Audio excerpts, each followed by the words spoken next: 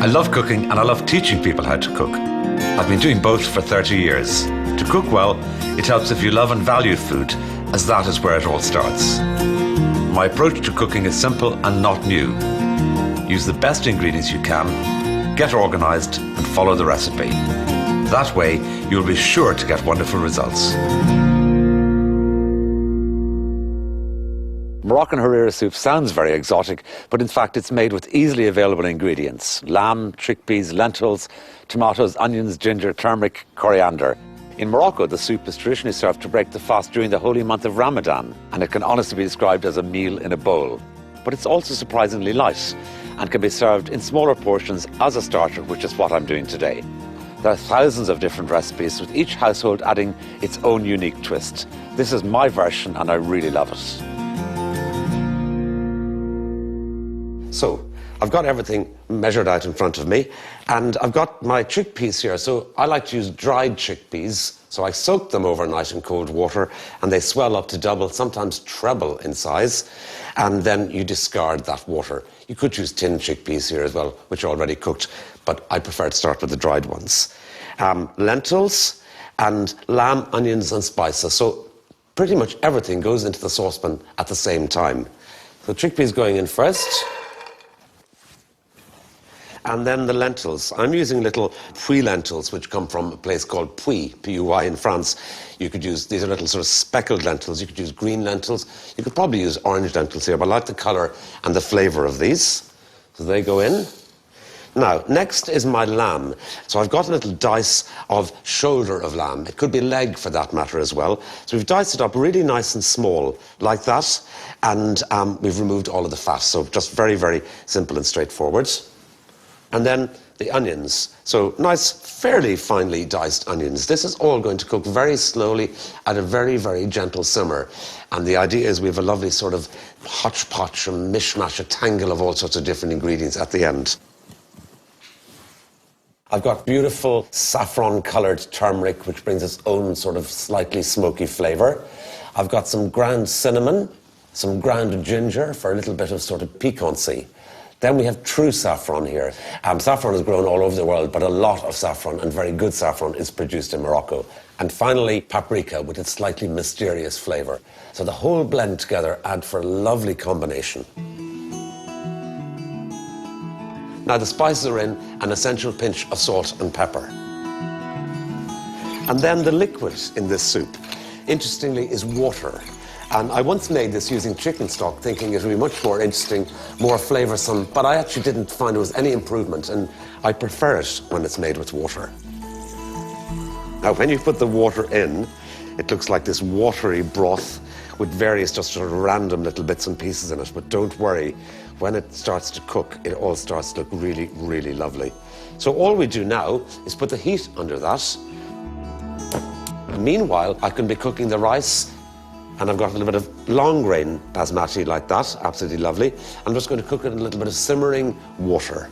So I've got a bit of water on here, so I'm going to pop that in.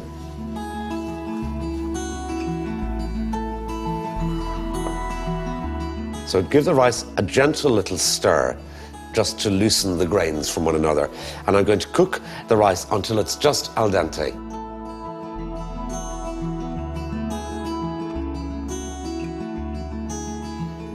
Okay, I'm happy that the rice is cooked, just grains looking lovely and tender. So I want to strain that straight away. It's very important I don't overcook it. And also, it's important that I remember to save a little of the rice cooking water, because that's what we're going to use for the tomatoes.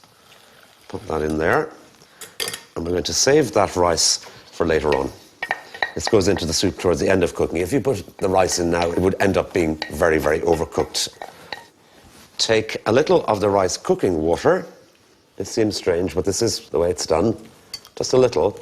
And that sort of helps to add a little bit of liquid, obviously, for the gentle cooking and the gentle heating of the diced peeled tomato.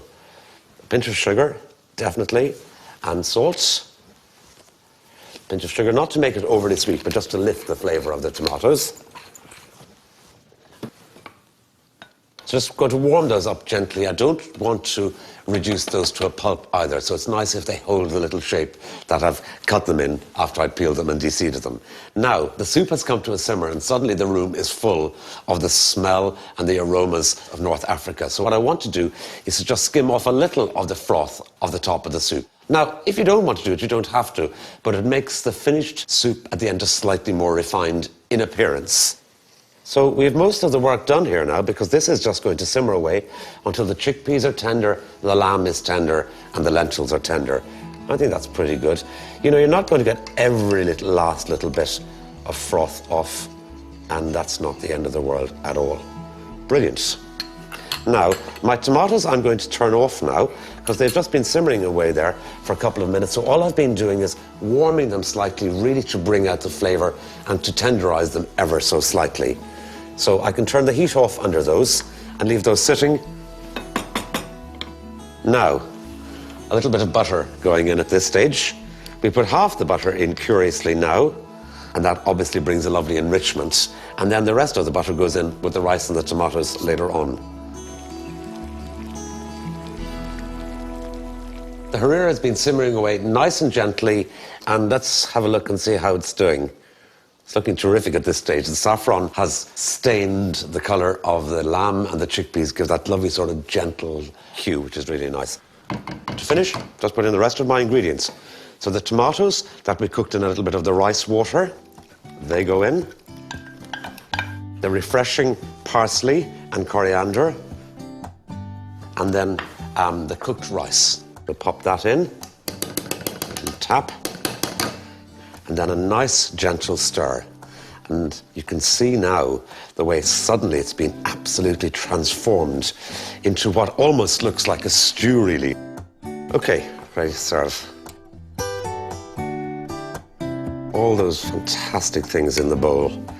I sometimes serve a wedge of lemon with this, as they would do in Morocco and North Africa, particularly when the weather is really warm and has a really refreshing effect. I think it's fair to say that there's definitely eating and drinking in this soup. This is something I really, really love.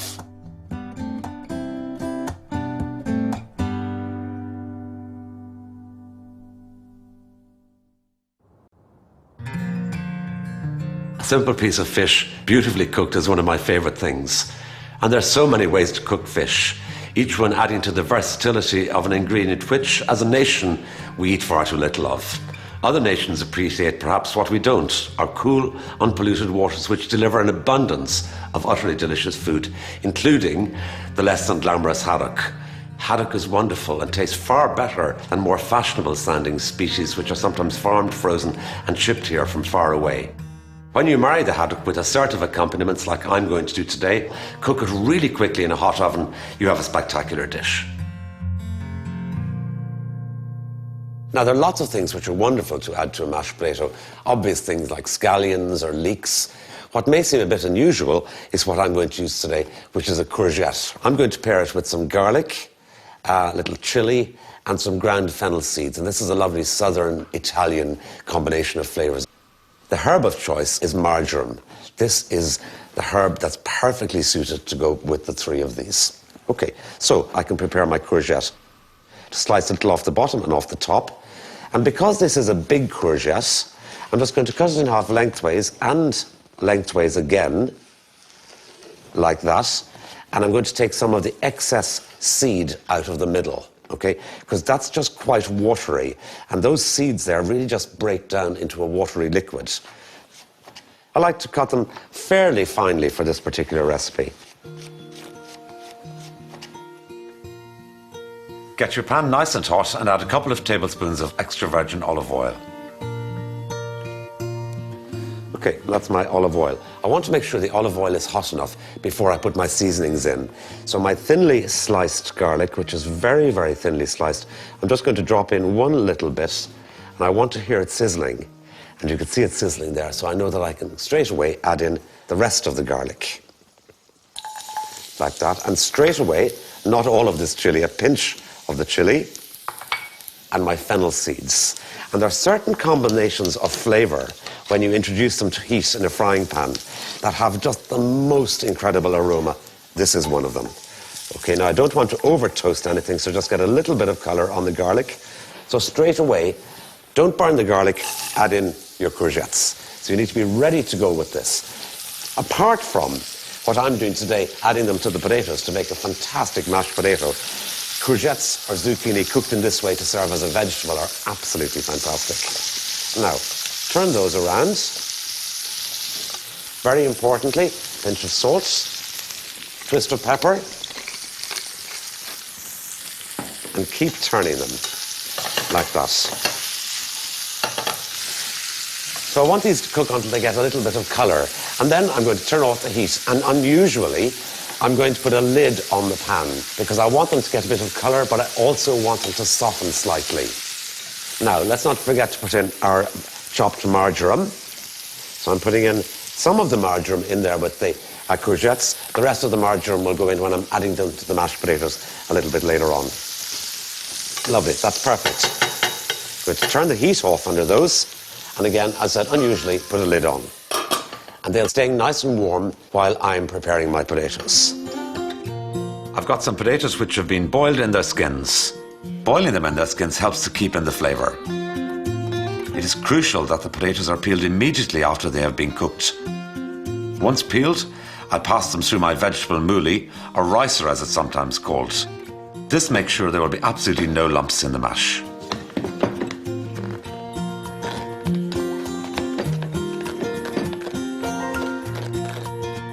This recipe requires hot stock, so get some on to boil. So the potatoes are ready, and it's really important I get my courgettes and my boiling stock in straight away while the courgettes are still hot and also while the stock is boiling. Pour over the hot stock. And of course, our remaining chopped marjoram. So mix everything together, and it should be nice and soft. Yeah, this is sort of perfect like that. And use my wooden spoon just to get right down to the bottom. Now that consistency is absolutely perfect. Just sort of dropping consistency. Transfer into a serving dish. Garnish with some marjoram and finish it off with a drizzle of extra virgin olive oil. Coming up after the break, I'm going to cook the haddock. Prepare a piquant roast pepper and olive salsa and tackle this rather strange yet splendid looking vegetable, Romanesco. And if you've still got room after all of that, I'll be serving a rich chocolate and prune pudding for dessert.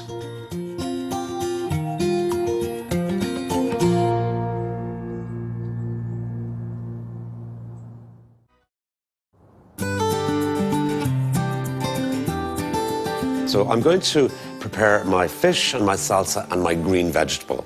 So for the little salsa, I'm doing a roast pepper and olive salsa.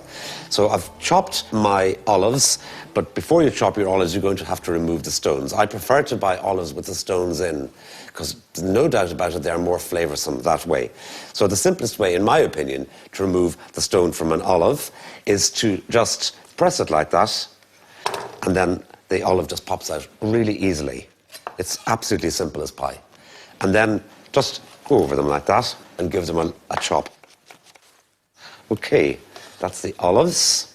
I've also got a little bit of crushed garlic, so crushed to a paste, so it's going to disappear into this salsa. And then the other thing I need is some roast pepper. So I have my peeled and my roasted and peeled peppers, and I'm just going to cut them into little strips like this, and then I'm going to cut them into nice fine dice. Right, so mix everything together. The diced pepper, the chopped olive. So it is quite strongly flavoured, but really delicious. The crushed garlic, a little sprinkle of salt, and a twist of pepper, drizzle of olive oil, extra virgin olive oil, a few little drops of balsamic vinegar. So don't overdo it. I just want to lift it with the vinegar. Literally a few little drops.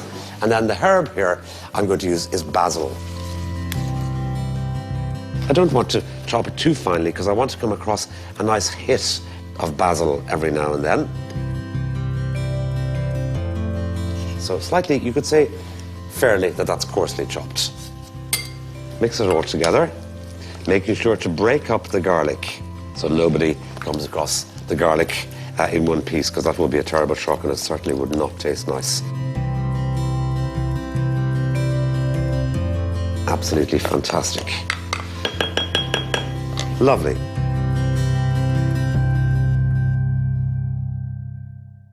Now, my fish. So I've got some beautiful fresh haddock here, which has been filleted, and I'm going to cook it on some parchment paper, so it will slide off the parchment paper really, really easily. So, a little drizzle of olive oil, extra virgin olive oil. Put on less than you think you need. Just a little like that. What I like to do then is to just use a little brush. Pinch of salt, like that. And now some pepper. Lovely, okay? And straight into a good hot oven, nearly the hottest oven you have. We want the heat here to be fierce, and then it will go through this thin-ish fillet of fish and cook it really nice and quickly. It couldn't be easier. It's a beautiful way to cook fish like this. Romanesco is an extraordinary looking vegetable. It's a member of the cauliflower family and is prepared and cooked in exactly the same way as the conventional cauliflower. Start by cutting off the outside leaves, but don't discard them. These will be cooked. Cut off the tough stalk.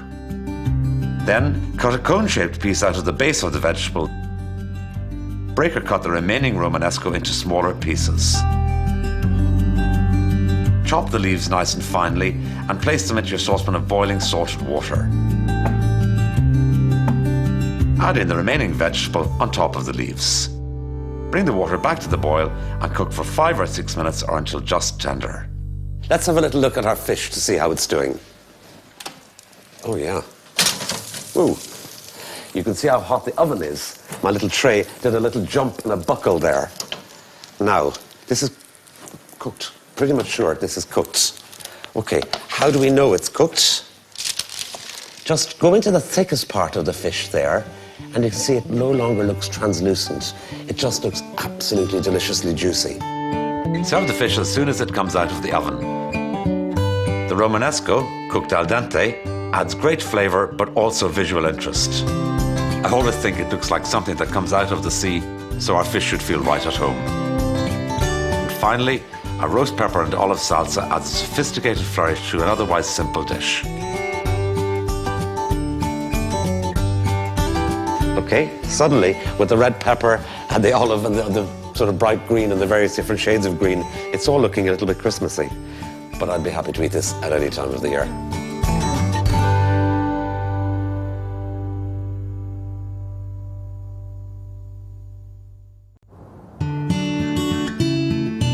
I love puddings that can be made in advance and served either warm or at room temperature. The other dishes in today's suggested menu, the Moroccan soup and the roast haddock, have been light, so we can afford to have something rich and still achieve a lovely balanced meal. The chocolate prune and Armagnac pudding is certainly rich and scrumptious, and the combination of ingredients a classic one, but it absolutely has timeless appeal.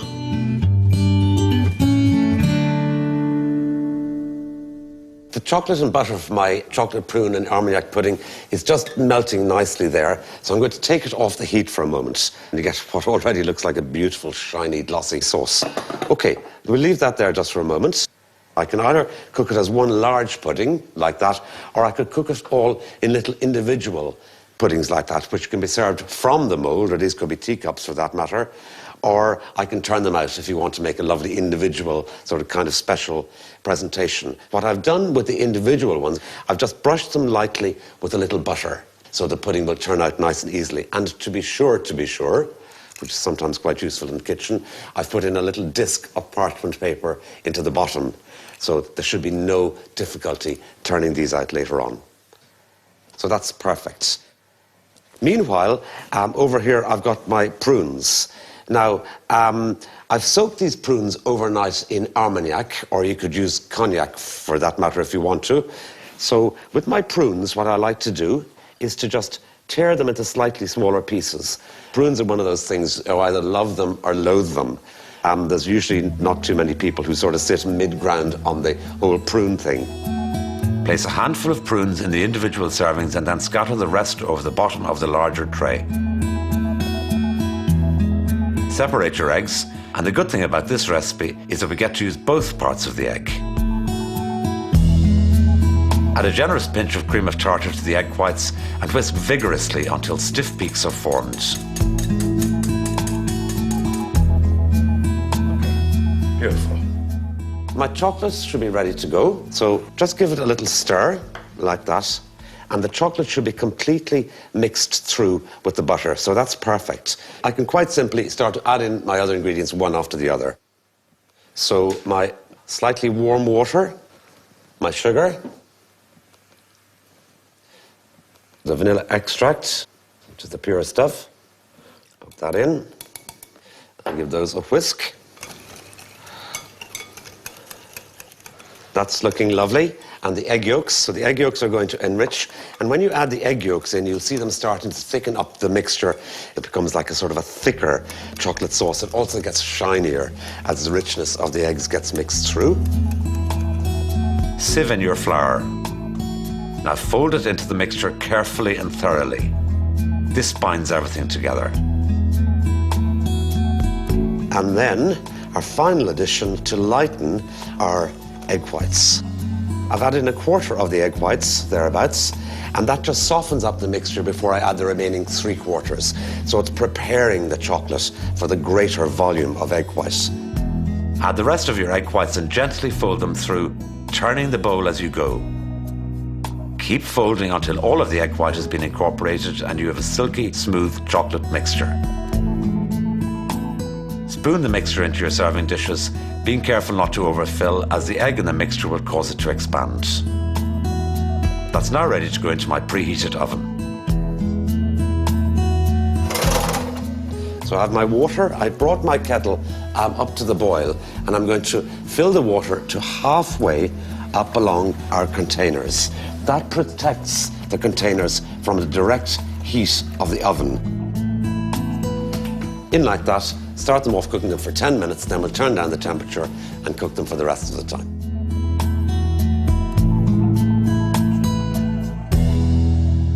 So the pudding has been resting for about 10 minutes. I like to serve it warm but not red hot from the oven. I find the flavour of the chocolate is better that way.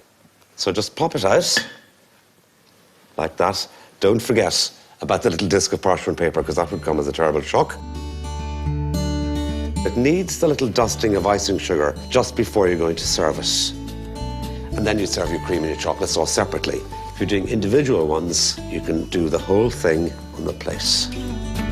Some chocolate sauce. Lovely.